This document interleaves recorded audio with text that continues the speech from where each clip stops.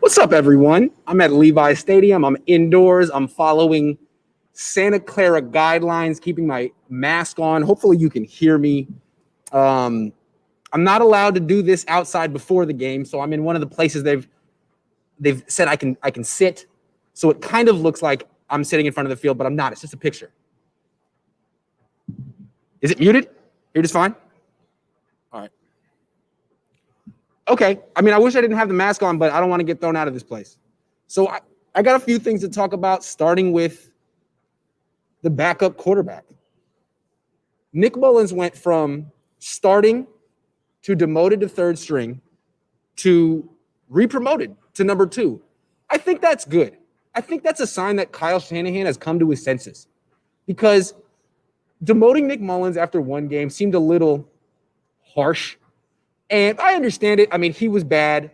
Give CJ one chance to show that maybe he's improved. He got his chance. He showed he wasn't improved. CJ has played a lot of football, and he gives you zero chance to win. Zero chance to win.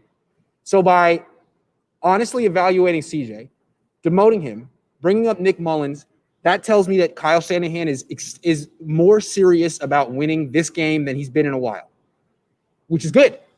It seems like he's doing what he needs to do. Because Shanahan even said it during the week. I may have to bench Jimmy Garoppolo again. If he's hurt, if he's not playing well, there's no point in benching Jimmy Garoppolo for CJ. Gimpy Jimmy is better than CJ.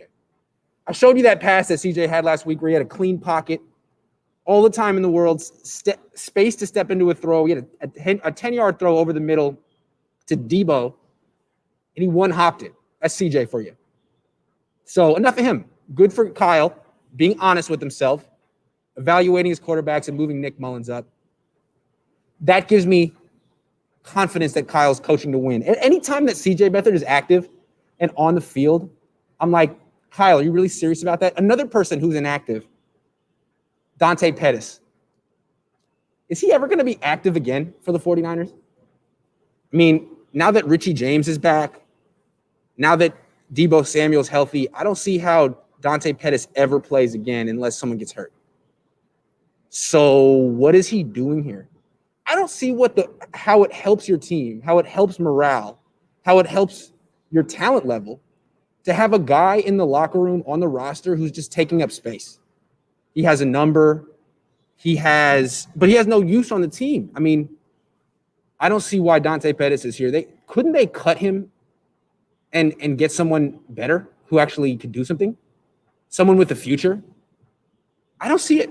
What's the point? So by making him inactive, it's not like building up his trade value. It's not like they're pumping him up so they can trade him at the deadline. Just cut him already. But what is cool is that Richie James Jr. is healthy, active, and playing. He's a good player. That's another weapon that Jimmy Garoppolo has to throw to. Jimmy Garoppolo really doesn't have too many excuses.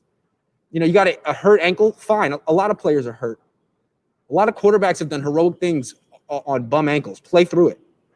I mean, his offensive line isn't great. Okay, well, you still have a good run game. You still have excellent skill position players. Let's talk about Jimmy. This is a huge game for Jimmy. If he wins this game, he's the hero, and no one's talking about replacing him next year.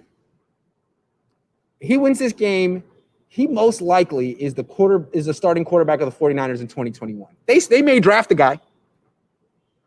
They might draft a guy first round. They might not. But if he wins this game, you're thinking, okay, we don't need to move on. Like, maybe he's just had a tough start to the year. If he loses this game and plays with the same level of jitteriness and hesitancy that he showed against the Dolphins and against the Cardinals, then I think all of us are going to start thinking, who is going to be the Niners starting quarterback in 2021? That's where we're at. I think most people are a few hours away from mentally moving on from this kid. So he's got a lot to show. He's going against a great defense. It's going to be tough for him. Sorry, man, they're paying you $27 million a year. And so I've talked about this before. Maybe Kyle feels this year like, look, I worked really hard last year to work around you. I called a lot of runs, a lot of screens. I made your job really easy. I don't want to do that anymore. I want to call offense the way I want to call it. And if you can't execute an offense that doesn't have the training wheels on it, then we shouldn't be paying you $27 million a year. And we need to know that now so we can move on as soon as possible. I think there might be some of that going on. So, Jimmy, you got to play well tonight, even against a good defense, because you go down 2-4. I think the trade deadline's coming up. You never know. Maybe the Niners could get Matt Ryan now. I mean, if Jimmy Garoppolo stinks it up tonight and the Niners move on and they can get Matt Ryan, I think they would do that, right? I think most Niner fans would be cool with that, with the Niners somehow getting Matt Ryan from the Falcons, even though he's 36 or whatever. I don't think you guys would be too mad if they moved on from Jimmy, because you know what the Falcons look like with Shanahan and Matt Ryan. I don't think any of you guys want Kirk Cousins. And I don't think Jed wants Kirk Cousins. That would be a tough sell to the franchise, to the fan base. But Matt Ryan, he is, let's be clear, nothing against Jimmy Garoppolo. Matt Ryan is a much better quarterback than Jimmy. So Jimmy's younger. Jimmy used to have more promise. And if Jimmy comes out tonight and plays like he did last year, then forget Matt Ryan. But I'm not so sure Jimmy's going to play like he did last year. He hasn't played like that since before the playoffs, since the second game against the Seahawks in Seattle. So a lot at stake. We're just a few hours. If the Niners lose after the game, we're going to be talking about who is the Niners quarterback going to be in 2021. Honestly, if the Niners lose, we're going to be talking a lot about 2021 and who's going to be here still. It's a lot at stake. It's going from, is this season still viable, to, if they win, they're competitive. Look about it. They win this game, they got to go to New England. Okay, that's a long trip, but they're playing the Patriots, who just lost to the Broncos. The Patriots are vulnerable. Cam Newton isn't good. I'm sure the Patriots would love to have Jimmy Garoppolo right now instead of Cam. So the Niners aren't dead. If they win this game, they could win the next one, and then they would be, what, 4-3? It's going to be a tough year, but I want to see the Niners fight through adversity and make the playoffs as a wild card. That would, in a lot of ways, be a bigger accomplishment than what they did last year, if you think about it. Last year, everything went well. Started off 8-0.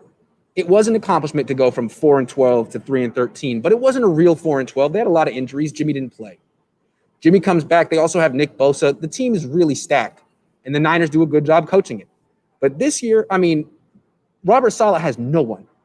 He's got Fred Warner and Eric Armstead and a poo-poo platter of other players. I like saying poo-poo platter. And Kyle Shanahan's got a quarterback with serious confidence issues. They're a lot like the Rams from last year. If they can gut it out and get to the playoffs, that'll be more impressive than skating their way to the 1 seed last year. As impressive as, I'm not taking anything away from last year. I just think this would be even more impressive. So don't throw in the towel. You have something you can accomplish this year. Go 9-7. Go 10-6. Okay, here's what I want to say real quick. I feel like I'm still not 100% certain that Kyle Shanahan is as sold out to win at all costs as he was last year. Last year, he ran the ball like his job depended on it. Because when you want to win games, you run the freaking ball. You control you control the clock. You physically impose your will on the other team. When you're screwing around, you pass the ball. And he's been passing it a lot. I told you my theory about him kind of letting Jimmy sink or swim and not holding his hand anymore. We all know that we all feel the Niners can win this game if they run the ball. But the Niners have an identity. It's not just running the ball. It's running the ball from under center. The quarterback under center, Kyle Juszczyk at fullback in the I formation, certain types of runs. Running outside zone with Raheem Mostert behind George Kittle and Mike McGlinchey with Juszczyk leading the way. So on the first play of the game, they don't necessarily have to run that play, but they should be under center, showing confidence in their identity. Be you. If they're under center for the first play of the game, I'm confident they're going to win. If they're in the shotgun like they were for the first play against the Cardinals week 1, I'm thinking all bets are off because this to me is not the Niners' identity. First play of the game, you're going shotgun on 1st and 10. Why? That's not you. Your run game isn't as good on first down from the gun. There's less things you can do. There's less ways you can use Kyle Juszczyk. Don't do that. When he does that, that to me is him saying, I don't have confidence in my offensive line. I don't have confidence in our ability to win the trenches. I don't have confidence in our identity to win the game this week. That team's identity is stronger than our identity. We have to go to plan B right away. If that's how Kyle comes out, like I think about it in terms of chess, right? Like chess masters often have an opening they like, whatever it is. Queen's Gambit, think whatever. They start with that, and that's how they start. If all of a sudden the chess master is going to some other start that he hasn't used as much, you're like, well, what's that about, man? Are you not confident in your ability to do what you do against this opponent? What's that about? Why are you? It's like you blinked before the competition started. You blinked. You're like, well, God, I can't do this today. I can't. I got to get my guy away from the center. I got to protect him. All right, well, you're already playing at a mental disadvantage. That lack of confidence is going to rub off to the rest of your team. They're going to feel it. What was always cool about Harbaugh, he wasn't an offensive genius, but him and Greg Roman always had such conviction in what they wanted to do, and they would never give it up. They could be down 20-0. You're like, okay, it's the second quarter. Let's run. I don't care. They would rather lose than give up their identity. And actually, when things fell apart year 4, they started getting away from their identity, and that's when things got bad for them. Their 3-year run of excellence was all about them having a stronger sense of who they were than every other team in the league. And the Niners had that sense last year. It was very clear who the Niners were. And now it's not clear at all. Are they a running team or are they a passing team? I don't know. Are they an offense? Are they a team that's led by offense or defense? I don't know. So far, it's a team that's led by nothing. It's a team with no identity. It needs to be led by the offense because the defense has all the injuries. The offense has one injury, Weston Richburg. The offense has to lead, but there's no leaders on the offense. Jimmy's hurt too much. Trent Williams quit football last year and he's not a leader. Mike McGlinchey isn't good enough to be a leader.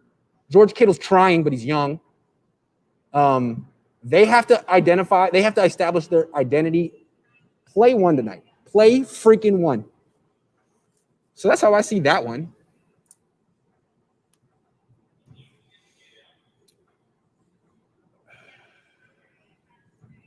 Hey, man, you guys can make whatever excuses you want for Trent Williams. Is he leading this team in any way?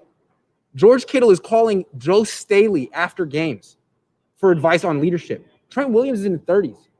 Trent Williams is supposed to be the best player on the team. He's got nothing. All he has is excuses for himself. When you ask Trent, how you think you played? He said, I think I did pretty good. Here's how a leader answers that question. Not good enough. Haven't been consistent enough. I've had some good plays, but not nearly enough of them. And it's not about me. It's about us as a unit, and we need to play better. I've heard Joe Staley say that so many times. And until Trent Williams can do that, he's not a leader. Until Mike McGlinchey can do that, he's not a leader. The only guy on offense that I haven't heard make excuses, really, is Kittle and the quarterback, Jimmy Garoppolo. And again, Jimmy isn't playing well enough to lead. He's not healthy enough to lead. He's fighting for his own job. He's got his own battle to wage right now. Kittle is the one is going to be here for a long time, who's actually earned the right to go up to any player at any position and say, I need you to play better. I would like to see that from Jimmy and Kittle tonight. If this game's going south, I'd like to see someone on the Niners get upset about it. I mean, Jimmy got benched last week and took it. Steve Young would have flipped out. Joe Montana would have flipped out. Jimmy just stood there on the sideline and watched like he didn't even really want to play. Like he was like, all right, fine, that's cool. I'm done. I'm down. I'm out. Let me out. If this goes south, who's going to be upset about it? Who's going to get in the players' faces and say, you need to play better? That's what Tom Brady does. When things go bad, Tom Brady always gets up in his offensive lineman face, his defensive face. We need more out of you. This isn't good enough. When do you ever see that from Jimmy? Jimmy gets in, he'll be like, hey, let's let's get him this drive, guys, or he'll like do some pump up stuff, but he never holds guys accountable. You never see Jimmy go up to George Kittle and say, run that route better. You need to be more precise. You need to be better today. I've never seen Jimmy do that. And I haven't seen anyone do that. Joe Staley could do that. Joe Staley could do that. Richard Sherman could do that. DeForest Buckner could do that. Emmanuel Sanders could do that. Eric Armstead doesn't do it. I don't think Fred Warner's old enough to do it. Maybe he does. Jimmy Ward doesn't do it. Tart doesn't do it. Who's going to do it? I'd like to see someone do that tonight. They can't let their season fall apart without someone flipping out on the sideline. Let's see some leadership and passion. That's all I'm saying. Is that so much to ask? It seemed like the Niners, I made a big deal out of Jed York leaving at halftime, but it didn't seem like the Niners cared. They were like, yeah, we lost. It almost seemed like they wanted to leave at halftime. Like Jimmy wanted to be in Jed's car, riding shotgun, drinking Slurpees, listening to Wake Me Up Before You Go by Wham. The Niners seemed out of it, like as soon as they were down 21-7, it's like, okay, this is embarrassing. Let's stop. That's not a team with a strong culture, a strong foundation. And I want to remind you, Shanahan's fourth year in Washington, they went 3-13. They lost a bunch of games in a row. And ultimately, the reason that Kyle and his dad were fired is because after 4 years, it was clear that they had not built a culture, a foundation that could carry a team through adversity if things went wrong. Few injuries happened in Washington. RG3 isn't as mobile as he used to be. They're dead. They're the worst team in the league. And that's what we're seeing with the Niners right now. Or is it? We'll see tonight. If they compete and beat the Rams, I have nothing but respect for them. But if they lose and get blown out like they did last week, because they're playing a better team than they did last week, then you're looking at them and it's like, all right, well, you got some excuses, but where's the culture here? Where's the standard? Where is your ability to say, we're not going to lose by 2 touchdowns today? We're going to be competing until the end of the game. Because they still do have a lot of talent. They have a lot of injuries, but they still have a lot of talent. Let's see them care. I want to see them compete because for the first time in the Jimmy Garoppolo era last week, they did not compete. Jimmy Garoppolo's QBR against the Dolphins was 1.4. It's one of the worst performances I've ever seen. It's at the point now where if he comes out and plays like that again, jittery and inaccurate, you're like, well, is he even a starting quarterback in the league? Is he better than like Kyle Allen right now? Like he needs to show something, man. I'm telling you, he needs to show something. Whatever he showed against the Jets does not matter. If you think what he showed against the Jets matters, then you also think Nick Mullens is a top-level starting quarterback because he shredded the Giants. You got to be consistent on that one. I always hear Niner fans say, oh, well, Nick Mullens, all he did was beat the Giants. Well, all Garoppolo's done this year is have a good half against the Jets. The rest of the other 8 quarters has been abysmal for him. And it's not just him limping around the field. It's him missing reads, him being indecisive, him being inaccurate, him being slow. So, what else we got?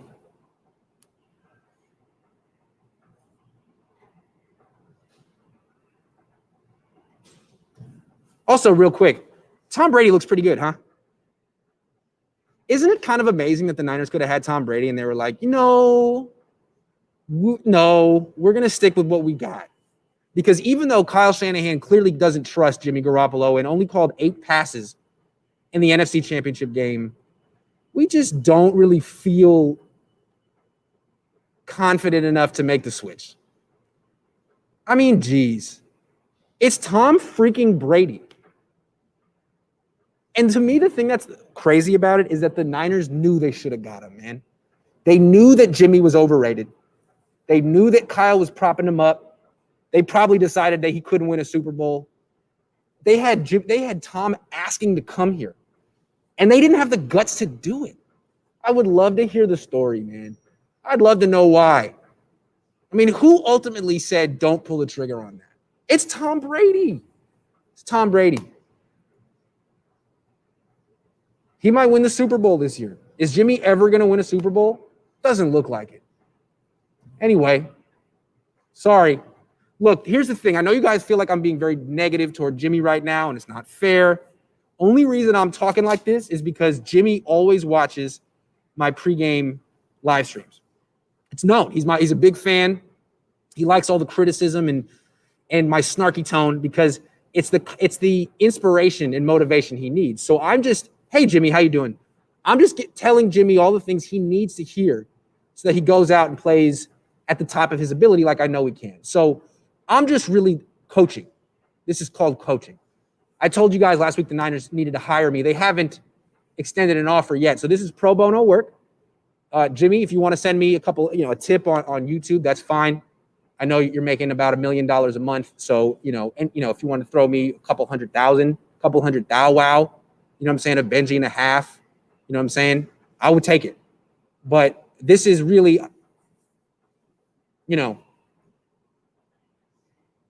I'm doing the work ahead of time, and I expect that the check will be in the mail down the line. So, Jimmy, you're welcome. You need to hear that you're not a good quarterback. I'll tell you, you're not a good quarterback. You're playing really bad right now. You're playing so bad that, yesterday I was thinking, is he even better than Alex Smith right now? I mean, Jimmy, what does he do well? Does he show leadership? No. Does he show toughness? Not yet. Does he show mobility? Not anymore. Does he show joy on the field? Absolutely not. It's hard to say what he's showing right now. And with Alex Smith, it's at least the guy's tough. At least he's tough. Leg almost got amputated. He came back. So I don't know, man. Jimmy, go out there, be tough, take some hits, don't hop around, smile like you used to. We know you like playing football when it's going good. Feels great, baby. Jimmy, you got really lucky. You got drafted by the Patriots. You played for Bill Belichick. You never played. You got this reputation in New England not playing. You got developed by the best organization in football. Then you got traded to Kyle Shanahan. You got lucky. That's been the number one trait that you've had in your career, luck. You're a very reckless player, but you've gotten bailed out on a lot of throws, and you played for some excellent play callers. Josh McDaniel, Kyle Shanahan. Alex Smith wasn't that lucky. Alex Smith played for Mike Singletary, Mike Nolan. How would Jimmy Garoppolo have done it? He'd been drafted by some terrible franchise. Well, now the luck is running out. Now the Niners are turning into a pumpkin. The clock has struck midnight. They're starting to look like Cleveland West, like the same team they've always been with a couple of aberrations here and there. Can Jimmy rise above it? Or is he going to get swallowed up like every other player has under the Yorks? There's something about the Yorks, right? Real quick, I really hope that the national broadcast has a camera on Jed York tonight and pans to him frequently. Because whenever we watch Cowboys games, we get a million shots of Jerry Jones, and I can't stand looking at that guy. We also got a million shots of Al Davis in the press box when he was alive. Jed just walked out on the team, and the entire Bay Area media gave him a pass, didn't mention it. National guys, can you put a camera on this dude and make sure that we know it if he leaves at halftime? Or if he throws a tantrum, can we see it? He's part of the deal. He's part of the fabric. I want to see his face if they're losing. Do you think when he drove away from the stadium yesterday or whatever last week, he was thinking that he has to pay Tom Compton $1.375 million this year? Tom Compton, who's inactive every game. Do you think that went through his mind? I bet it did. I bet that was a tough one to swallow. He's driving home man, we really, really suck. And I'm paying Kyle Shanahan $10 million this year. I'm paying George Kittle $15 million this year. I'm paying D Ford so much money. I'm paying Tom Compton $1 million plus to never even suit up, not even be a backup. There's no way Tom Compton gets to play today. He's not even wearing pads. He gets to wear a 49ers t-shirt. Tom Compton. Jed's breaking him off checks as they lose game after game. I think I know why he left that. I can sort of read the thought bubbles that were going above his head as he bounced.